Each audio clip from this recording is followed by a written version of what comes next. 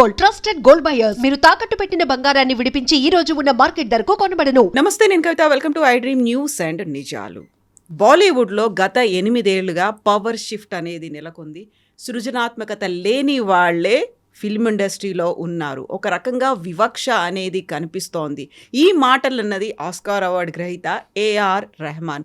నిజంగానే బాలీవుడ్లో ఫిల్మ్ ఇండస్ట్రీలో మతపరంగా వివక్ష చూపిస్తున్నారా? పెద్ద ఎత్తున అవుట్రేజ్ వచ్చిన తర్వాత భారతదేశం నాకు ఇల్లు, భారతదేశమే నాకు ఒక కుటుంబం లాంటిది అని దాన్ని మిస్ఇంటరప్ట్ చేశారు. మిస్అండర్స్టాండింగ్ జరిగింది అనేటువంటి మాటని ఏఆర్ రెహమాన్ ఎందుకు చెప్తున్నారు? యాక్చువల్గా ఈ మొత్తం ఎపిసోడ్ ఎందుకని ఇప్పుడు బయటకు వచ్చింది? మనతో పాటుగా ఉన్నారు సీనియర్ జర్నలిస్ట్ సురేష్ కొచ్చతిల్. సార్ నమస్కారం. సో గతంలో మనం ఫిల్మ్ ఇండస్ట్రీ గురించి మాట్లాడుకున్నప్పటికీ ఈసారి ఏఆర్ రెహమాన్ చేసినటువంటి వ్యాఖ్యలు, అందులో మతం కోణం కూడా ఉంది అనే మాట, 8 ఏళ్లుగా పవర్ షిఫ్ట్ కనిపిస్తోంది అనేది, అందువల్లే అవకాశాలు రాలేదేమో అనేటువంటి గుసగుసలు ఉన్నాయి, బట్ నాకు మాత్రం డైరెక్ట్గా ఎదురైందని నేను చెప్పట్లేదు అనేటువంటి ఒక మాట. సో నిజంగానే అలాంటి పరిస్థితులు ఉన్నాయా మన దగ్గర? అందరూ ఫస్ట్ అడగాలి అంటే తమిళ్ ఫిలిం ఇండస్ట్రీలో ఎన్ని సినిమాలు ఆయనకు వచ్చిందని అడగాలి ఫస్ట్. ఎందుకంటే ఈ మ్యూజిక్ ఇండస్ట్రీ అనేది చాలా మటుకు మారిపోయింది. ముందు కవిత గారు మీకు గుర్తుంటుంది, మనం చిన్నప్పుడు ఉన్నప్పుడు క్యాసెట్లు కొనుక్కుంటుండే, వెళ్ళి షాప్లలో వెళ్ళి క్యాసెట్ కొనుక్కొని వచ్చి దాని నుంచి మన పాటలు వింటుండే. దాని తర్వాత సీడీలు వచ్చినాయి. మ్యూజిక్ వరల్డ్ లాంటి ప్లేస్కి వెళ్ళి అక్కడ సీడీలు కొనుక్కుంటుండే మనం. దాని తర్వాత సీడీలు కూడా పోయినాయి. ఇప్పుడు సీడీ ప్లేయర్లే దొరకట్లేదు. దాంతో స్పాటిఫై కానివ్వండి, యూట్యూబ్ ఛానల్స్ కానివ్వండి, సారేగామా లాంటి యూట్యూబ్ ఛానల్స్ కానీ, వాళ్ళ రేడియో ఒక సెట్ వస్తుంది, అదొకటి. ఇట్లాంటి చాలా డిఫరెంట్ ఇన్స్ట్రుమెంట్స్గా మారిపోయింది మ్యూజిక్. ఫిలిం ఇండస్ట్రీలో కూడా మనకు చాలా మటుకు తెలుసు, తెలుగు ఫిలిం ఇండస్ట్రీ కూడా మ్యూజిక్ రిలీజ్ అని చెప్పి పెద్ద ఒక ఫంక్షన్ ఉంటుంది. ఇప్పుడు అసలు అది వినబడట్లేదు, ఎక్కడ వినబడలేదు. ఆడియో రిలీజ్ ఫంక్షన్ ఇప్పుడు ఆడియో రిలీజ్ ఫంక్షన్ ఎక్కడ పోయిందో తెలియదు. లాస్ట్ టైం నాకు జరిగినప్పుడు గుర్తుంది, ఒక 2-3 సంవత్సరాల ముందు ఆ శిల్పకళా వేదికలో మొత్తం చైర్లని వలగొట్టారు. ఇప్పుడు ఎక్కడ వినబడట్లేదు అసలు మ్యూజిక్ ఆడియో రిలీజ్ అనేది. ఎందుకంటే ఇండస్ట్రీ మారిపోయింది. The way the music is delivered. ఒక ప్రొడ్యూసర్ ఆయన పరిస్థితి ఆలోచించండి. ఆయన పెట్టుబడి పెట్టేటప్పుడు సినిమాలో హీరోకి డబ్బులు, హీరోయిన్కి డబ్బులు, ఇదంతా production cost, post production cost, దానికన్నా ముందు మ్యూజిక్ సెట్ చేయడం, ఇదంతా ఉంటుంది. పెట్టిన పెట్టుబడికి కూడా రిటర్న్ రావట్లేదు. ఒక వారం కూడా సినిమా థియేటర్లో నడవట్లేదు. హౌస్ఫుల్ అని చూపిస్తారు కానీ మన అందరు తెలిసిందే సంగతి. ఇండస్ట్రీ మారిపోయింది చాలా మటు. ఏ టైంలో మన దగ్గర సి రామచంద్ర కానీ, ఆ టైంలో ఎస్డి బర్మన్ గారి అట్లాంటి మ్యూజిక్ డైరెక్టర్స్ నుంచి ఇప్పుడు చూస్తే మీకు మ్యూజిక్ డైరెక్టర్ కూడా గుర్తుండదు, పేరు అడిగితే మీకు తెలియదు. In fact Dhurandhar cinema music director నాకే తెలియదు, కానీ మ్యూజిక్ బాగుండేది నాకు తెలుసు అంతే. హక్ సినిమా కూడా నాకు మ్యూజిక్ డైరెక్టర్ ఎవరు గుర్తులేదు, కానీ ఈ పాటలు బాగుంది, నాకు నడిమిట్లా ఉన్న పాటలు బాగానే ఉంది, కానీ ఐ డోంట్ రిమెంబర్ ఇట్. ఒకసారి బయటకు వచ్చిన తర్వాత సినిమా థియేటర్ తర్వాత పాట ఏంటని నాకు గుర్తులేదు. కానీ ఇప్పుడు కూడా మీరు పాత తెలుగు సినిమాలు కానీ, పాత హిందీ సినిమాలు ఇప్పుడు కూడా మీరు హమ్ చేసుకుంటారు. అప్పుడప్పుడు మీరు విన్నప్పుడు మీకు చాలా అంటే లిరిక్స్ అంత పవర్ఫుల్ ఉండే ఆ టైం.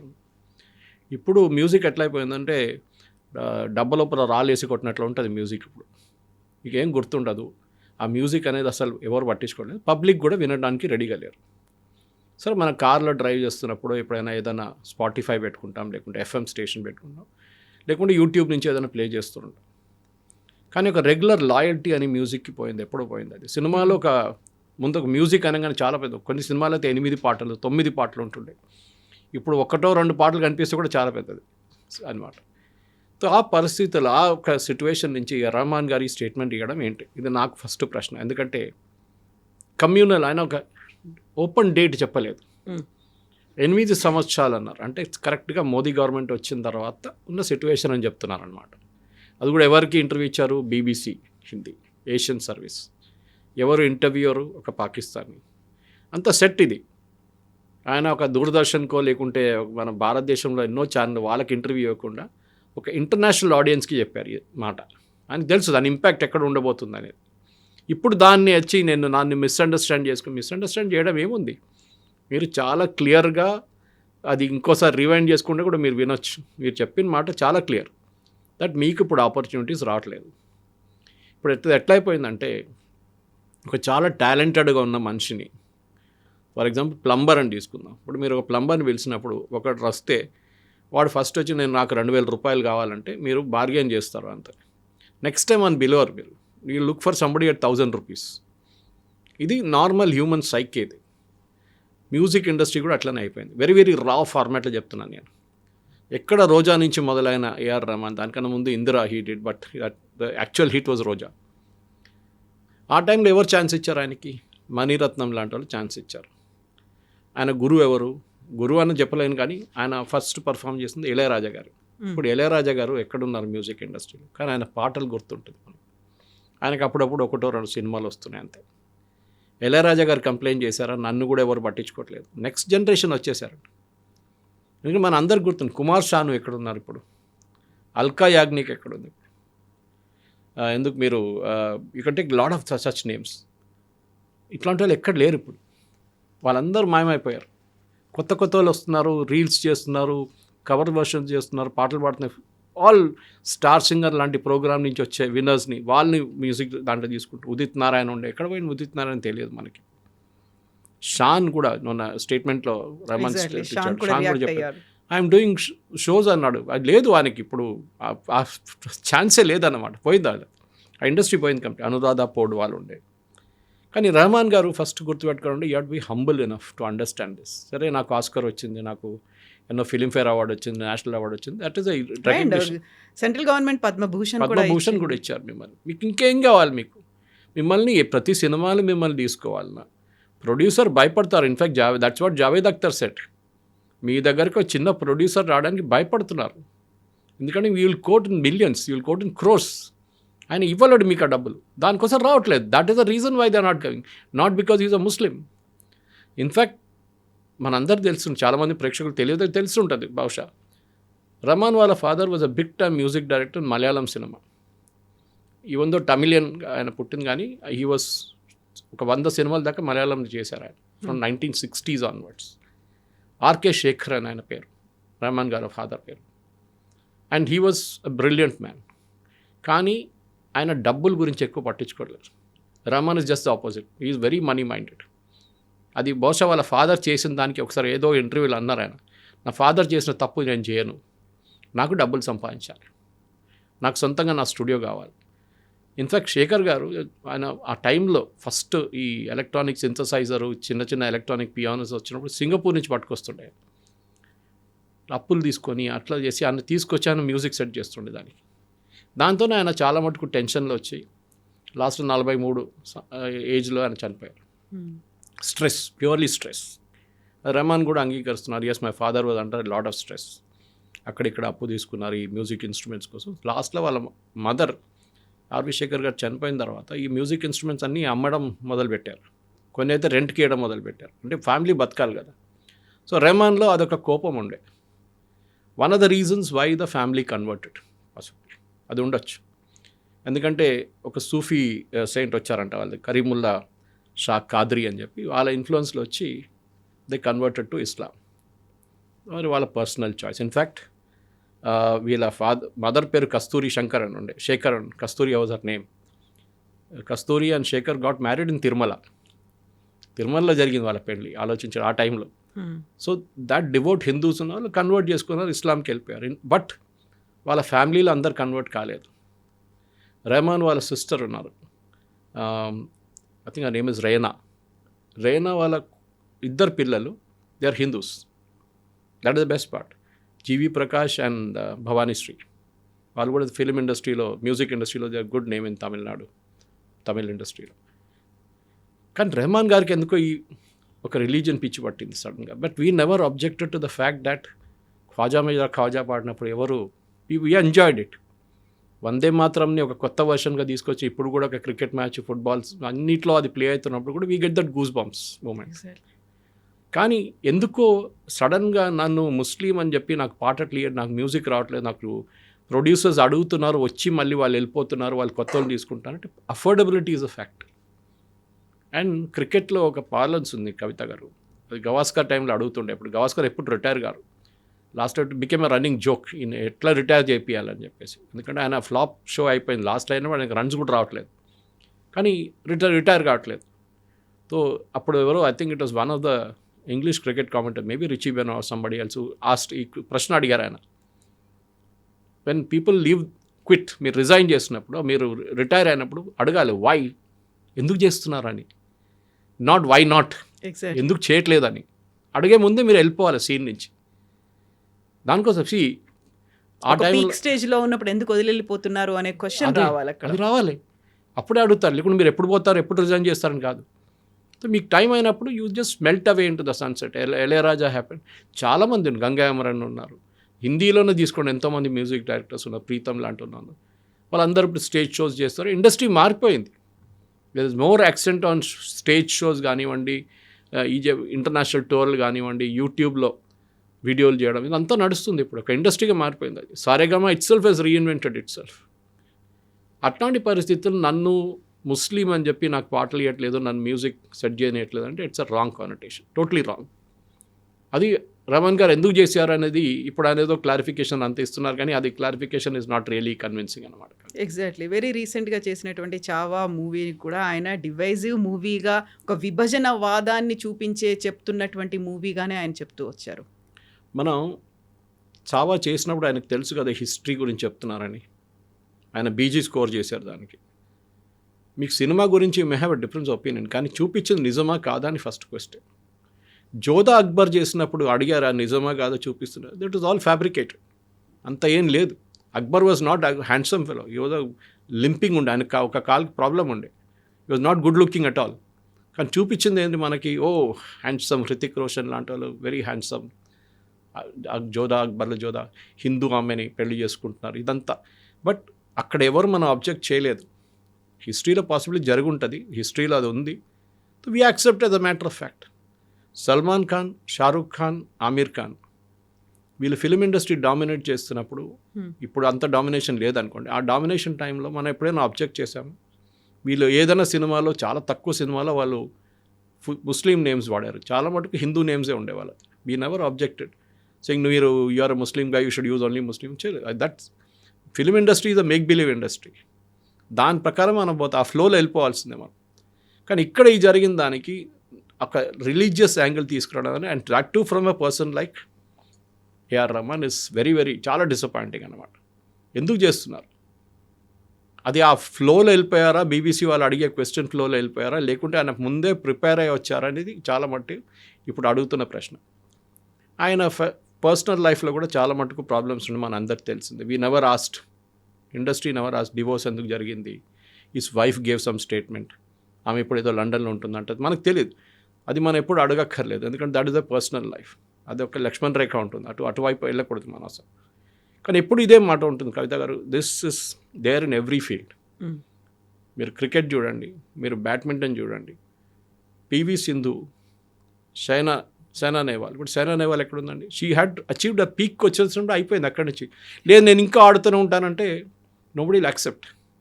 మీ పీక్ ఒక టైం ఉంటుంది, అది అంటే ఈవెన్ బాస్కెట్బాల్ తీసుకోండి, క్రికెట్ తీసుకోండి, యంగ్ ఏజ్లోనే మీరు పీక్ అయిపోతారు. దాని తర్వాత యూ స్టార్ట్ డ్రిఫ్టింగ్ డౌన్. మీరు ఎప్పుడు వెళ్ళిపోవాలో అప్పుడు మీరు ఆ ఇండస్ట్రీ నుంచి బయటకు వచ్చేసేయాలి.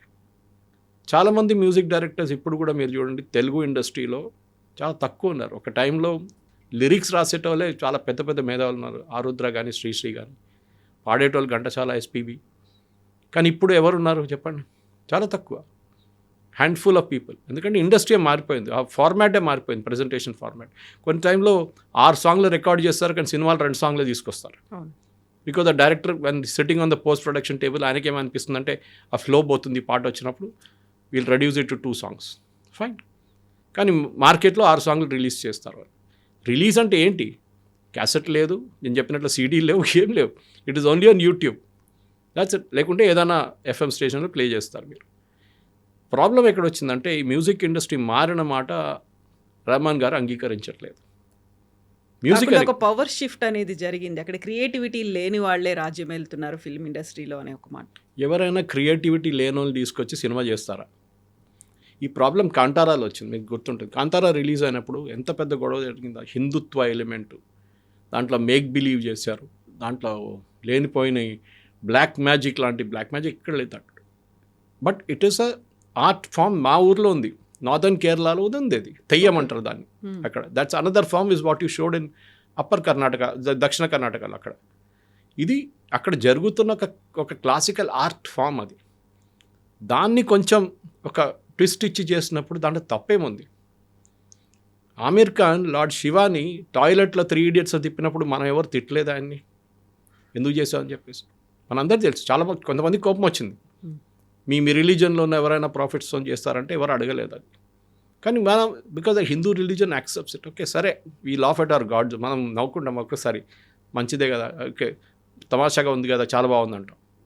కానీ ఆలోచించండి, అది it could have been a tinder box moment. ఆ మూమెంట్లో అది పెద్ద గొడవ అయితే ఆ సినిమానే ఫ్లాప్ అయిపోతుండే. కానీ జరగలేదు, it went as a normal route వెళ్ళిపోయింది. కానీ రెహమాన్ గారికి సడన్గా ఇప్పుడు ఎందుకు వచ్చింది నాకు అర్థం కావట్లేదు. ఎందుకంటే I have seen him when he was Dilip. హైదరాబాద్కి వస్తుండే ఆ టైంలో, ఇక్కడ ఒక ఏజెన్సీలో వచ్చి చాలా తక్కువ అమౌంట్కి ఒక చిన్న కీబోర్డ్ తీసుకొచ్చి ట్రైన్లో వచ్చి ఇక్కడ వచ్చి కీబోర్డ్ ప్లే చేసి వెళ్ళిపోతుండే. ఒకసారి చాలా సంవత్సరాల తర్వాత ఫ్లైట్లో వస్తుండే, కానీ ముందైతే ఓన్లీ ట్రైన్లో వస్తుండే. మెట్రో షూస్ కానివ్వండి, బిగ్ షాట్ లాంటి షాప్స్కి యూస్ టు ప్లే జింగిల్స్. ఆ ఇండస్ట్రీ నుంచి అఫ్కోర్స్ ఈ started playing for Ilaiyaraaja as a keyboard artist. అక్కడి నుంచి పైకి వచ్చిన తర్వాత ఆపర్చునిటీస్ చాలా వచ్చినాయి ఆయనకి. అండ్ మనం కూడా మెచ్చుకుంటాం, గుడ్ మ్యూజిక్.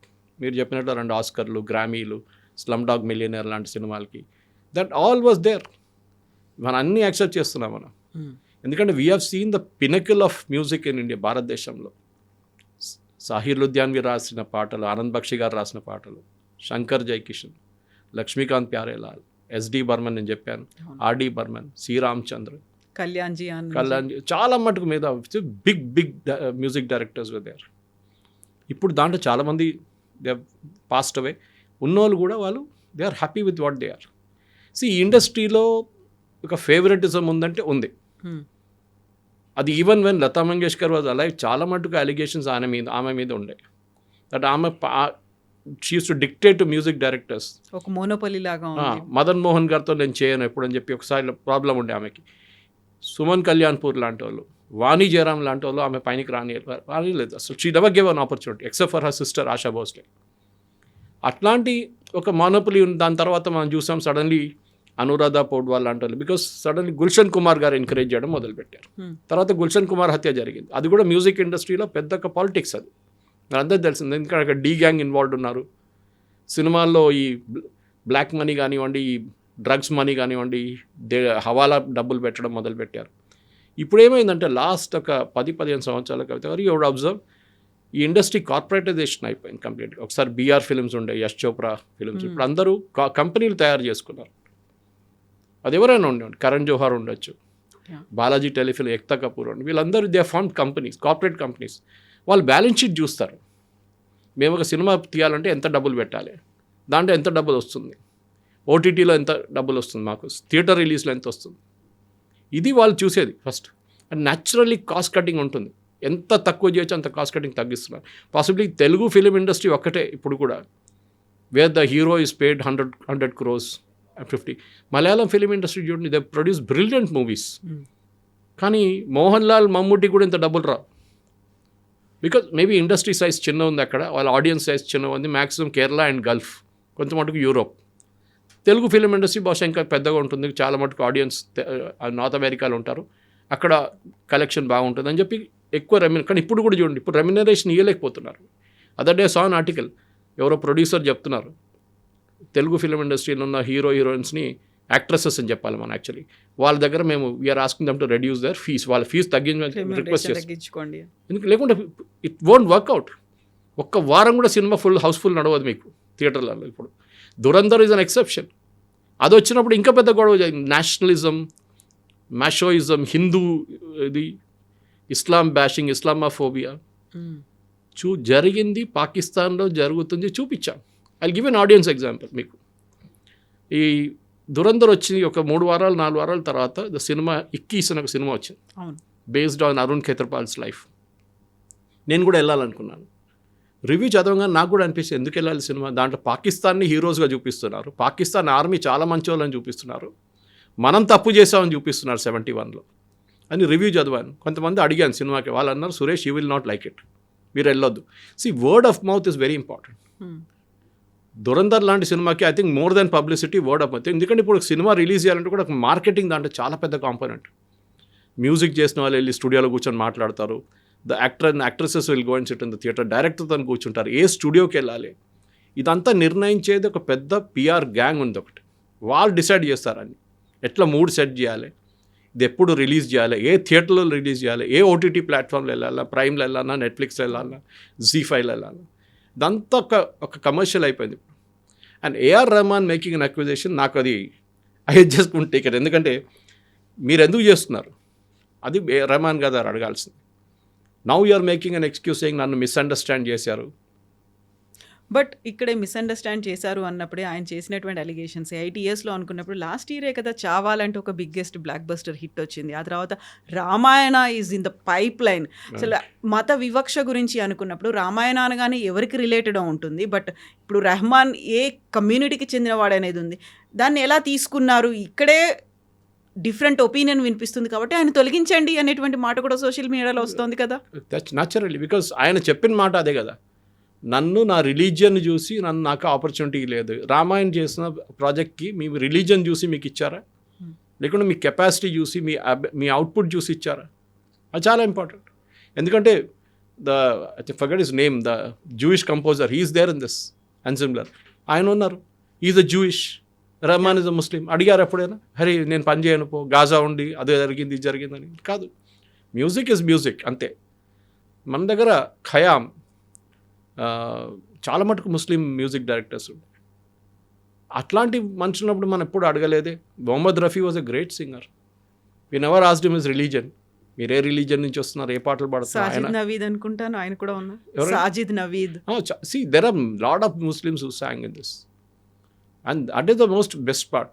కానీ ఎప్పుడు మనం వెళ్ళి మీ రిలీజన్ ఏంటి, మీరు ఎందుకు చేస్తున్నారు, వై ఈజ్ మేకింగ్ అలిగి, you are out priced yourself in the market. మీ మార్కెట్లో మిమ్మల్ని వాళ్ళు తీసుకోలేకపోతున్నారు. ఐపీఎల్ లాగా మీరు ఒక రేట్ క్రాస్ చేస్తే మిమ్మల్ని తీసుకోరు వాళ్ళు.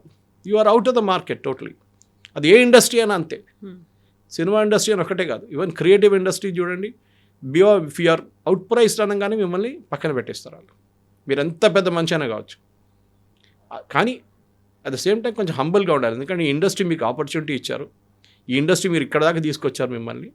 దాని తర్వాత ఇదన్నీ చేసిన తర్వాత నన్ను పక్కన పెట్టేస్తున్నారు, నాకు ఆపర్చునిటీ ఇవ్వలేట్లు. ప్రొడ్యూసర్ నన్ను వచ్చి కలిసి దాని తర్వాత వారం తర్వాత చూస్తే చైనీస్ విస్పర్స్ లాగా నాకు రూమర్స్ వస్తున్నాయి దట్ ఇది నన్ను తీసుకోలేదు, ఇంకోరిని తీసుకున్నాడు, he's not creative. How do you determine creativity? అదొక క్వశ్చన్ ఉంది. ఇప్పుడు మీ ప్రోడక్ట్ అమ్మాలంతే. అది మీరు షూ అమ్ముతున్నారా, టీవీ అమ్ముతున్నారా, కార్ అమ్ముతున్నారా అని టెలివిజన్ ఫీల్డ్లో, అడ్వర్టైజింగ్ ఫీల్డ్లో అది ఉంటుంది. మ్యూజిక్ కూడా అంతే. It has to add colour to the cinema, ఒక అడ్జంక్ట్ అన్నమాట సినిమాకి. ఇది ఇప్పుడు అది కాకుండా నా మ్యూజికే ఉండాలి, నేనే చేయాలి. Sorry, it doesn't work like that. And Rahman గారు ఈ షుడ్ రియలైజ్ దట్ లోకం మారిపోయింది. Entire film industry has change, specially last correct అని చెప్పినట్లు లాస్ట్ 8 years అంటే లాస్ట్ 5 years కూడా. వేరే ఓటీటీ రిలీజ్ మీకు ఎక్కువ డబ్బులు ఇస్తాయి సినిమా థియేటర్ రిలీజ్ కన్నా. పేపర్ వ్యూలో ఉంటుంది, అంటే ప్రతి మనిషి చూసినప్పుడు సపరేట్గా మీకు పేమెంట్ వస్తుంది. అది కూడా ఇంకొక రెవెన్యూ స్ట్రీమ్ ఉంటుంది మీకు. సో అది జరగానే వాళ్ళ ఫాదర్ మీద ఉన్న ఫ్రస్ట్రేషన్, వాళ్ళ ఫాదర్ అట్లా చేశారు, వాళ్ళ ఫాదర్ని నెగ్లెక్ట్ చేశారు ఇండస్ట్రీ అనేది ఆయన దీనికన్నా ముందు ఇంటర్వ్యూలో చాలా చెప్పారు అది. But he was given the respect. ఇప్పుడు కూడా మీరు రాజశేఖర్ గారి గురించి మాట్లాడినప్పుడు కవిత గారు, he bought in SP Balasubrahmanyam and Balamuralikrishna, Mangalapalli Balamuralikrishna Malayalam film ఇండస్ట్రీలో తీసుకొచ్చిన మంచి ఆర్కే శేఖర్. ఓకే, ఆలోచించండి. And the same Balasubrahmanyam song for Rahman also. So ఈ కూడా ఆయన చెప్పొచ్చు, మీ నాన్నగారితో పనిచేశాను నేను, మళ్ళీ నువ్వు వాడు అని కాదు. But he was humble enough. And వీళ్ళిద్దరిని కలిసిన మనిషి నేను, ఎస్పీ కానీ బాలమురళీకృష్ణ, వాళ్ళ హంబుల్నెస్ చూడాల్సిందే. Way Mangalampalli Balamuralikrishna speaks to you so humble, అది వాళ్ళది ఉంటుంది. మేబీ వాళ్ళ పర్సనల్ లైఫ్లో కొంచెం అరగెంట్గా ఉండొచ్చు, కానీ రెహమాన్ది అందరికీ ఉన్నారు కొంచెం, ఆయన అలూఫ్గా ఉంటారు, ఎక్కువ మాట్లాడు. దట్స్ ఎ హ్యూమన్ టెండెన్సీ, అది వాళ్ళ ఫీల్డ్ వాళ్ళు ఉంటారు. ఎస్పీబీ అని ఉన్నారు, he's not trained in classical, but Shankarabharanam లాంటి సినిమాలో ఆయన ఈ song such beautiful songs without being train classical singer. The capability is ఆ మ్యూజిక్ డైరెక్టర్స్ దగ్గర నుంచి వస్తుంది. అదే కదా ఆ టైంలో ఉన్న డైరెక్టర్స్ దగ్గర నుంచి వాళ్ళ కేపబిలిటీలు ఉంటాయి. కానీ రెహమాన్ గారు ఇప్పుడు చేసిన దానికి నాకైతే I'm not at all in sync. In fact the entire industry, Kangana Ranaut అన్నారు, ఒక స్టేట్మెంట్ ఇచ్చారు, వినుంటారు, చదువుంటారు. అది ఎమర్జెన్సీ ఫిలిం ఆమె తీసిన ఫిలింకి మ్యూజిక్ సెట్ చేయడానికి రెహమాన్ గారి దగ్గర వెళ్తే he said I won't do music for propaganda films అన్నారు. అప్పుడు ఆలోచించండి ఆయన మైండ్ సెట్. ప్రాపగాండా ఏముందంటే ఎమర్జెన్సీలో ఏం జరిగిందో అదే చూపించారు. మీకు నచ్చకపోవచ్చు, you might not like the political philosophy of BJP or any right wing party, are మీరు ఇందిరాగాంధీ సపోర్టర్ ఉండొచ్చు, అది కూడా ఉండొచ్చు. కానీ కంగనా రనౌత్ దగ్గర వెళ్ళి నేను ప్రాపగండా ఫిలింకి మ్యూజిక్ సెట్ చేయనంటే దాట్ షోస్ యువర్ బయస్. అంటే మీ థింకింగ్ ఒక్క వైపే ఉందన్నమాట మొత్తం. And that is very very clear in case of Rahman. You should realise ఇప్పుడు ఇండస్ట్రీ ఎట్లా రియలైజ్ అయ్యారు కదా, దానికోసం రియాక్ట్ అయ్యారు. ఆయన కవిత గారు మీరు ఇప్పుడు చూడండి రీల్స్లో, ఇన్స్టాగ్రామ్లో చిన్న చిన్న పిల్లల నుంచి యంగ్స్టర్స్ నుంచి everybody is becoming a music star. మీకు అక్కర్లేదు. చాలా నాకు డౌట్ వస్తుంది నెక్స్ట్ 5 సంవత్సరాల తర్వాత, 3 సంవత్సరాల తర్వాత సినిమాల పాట ఉంటుందో కూడా డౌట్ఫుల్. కంటెంట్ మీద నడుస్తుంది అంతా. హౌ పవర్ఫుల్స్ ఒక మ్యూజిక్ ఒక అడ్జంక్ట్ ఉండొచ్చు. హక్ అని సినిమా వచ్చింది చూడండి, ద మ్యూజిక్ ఈజ్ దేర్, ఎక్కడో ఫ్లో అవుతుంది అడ్మిట్లో, it nothing related to the scene. పాట వస్తుంది, పాట పోతుంది అంతే. But the content is very very important. మీరు ఎట్లా కంటెంట్ డెలివర్ చేస్తారు, అది మనం దురంధర్లో చూసాం, ఎంత లౌడ్ మ్యూజిక్ ఉంది దాంట్లో. ఇన్ఫ్యాక్ట్ నా బ్రదర్లో మిక్స్ చేశారు final mixing. He was telling me about how హక్ ఆయన చేశారు music final mixing. And when you was comparing హక్లో చాలా ప్లేసెస్తో సైలెన్స్ ఉంది. So I asked him, my brother in law Ajay Balakrishna అడిగాను, నువ్వు సైలెన్స్ ఎందుకంటే director wanted it that way అన్నారు. అట్ ద సేమ్ టైం మన దురంధర్ చూడండి, సౌండ్ ఉంది, కానీ that movie was also hit, దాంట్లో డౌట్ లేదు. So it is up to the music director. అది రెహమాన్ గారు చావాక్ స్కోర్ చేసినప్పుడు వీ నెవర్ ఆస్క్డ్ హిమ్ మీరు ఎందుకు చేశారు ఇట్లా అని చెప్పేసి. బికాస్ ఆయన చాలా మంచిగా slumdog millionaire and all the classics, no doubt about it. కానీ ఒక టైం అయినప్పుడు you should hang up your boots అంటారు ఇంగ్లీష్లో. ఆ బూట్స్ పక్కన పెట్టి, okay I had a good life, మంచిగా సంపాదించుకున్నాను, now let me relax, I will now ఏం చెప్తారు అప్పుడెప్పుడైనా ఒక సంవత్సరంలో ఒక సినిమా చేయడము, లేకుంటే ఈ చెప్పినట్ల వెళ్ళి ఏదైనా కాలేజ్లో టీచ్ చేయడం, అది ఉండాలి. అది కాకుండా ఇట్లాంటి లోడెడ్ పొలిటికల్ స్టేట్మెంట్ చేసేది ఐ థింక్ చాలా తప్పు చేస్తారు. Yes sir, thank you so Thank much you very sir. much. Thank you. And for more videos, Please subscribe to iDream. Please subscribe to iDream. Please subscribe iDream. And please subscribe to iDream. For more videos, subscribe to iDream.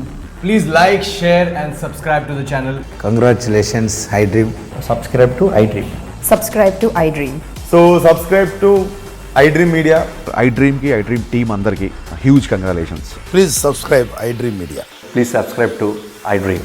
Subscribe iDream. Please subscribe to iDream. iDream అంటే నా కళల channel subscribe చేసుకున్న నోరు తిరుగుతలేదు, మీరైతే గంట గుర్తు కొట్టండి. For more such videos, please subscribe to iDream. Subscribe to iDream. Please subscribe to iDream. Please subscribe iDream Media. Please do subscribe to iDream. Please subscribe to iDream Media. For best entertainment and information, please subscribe iDream. And don't forget to subscribe to iDream.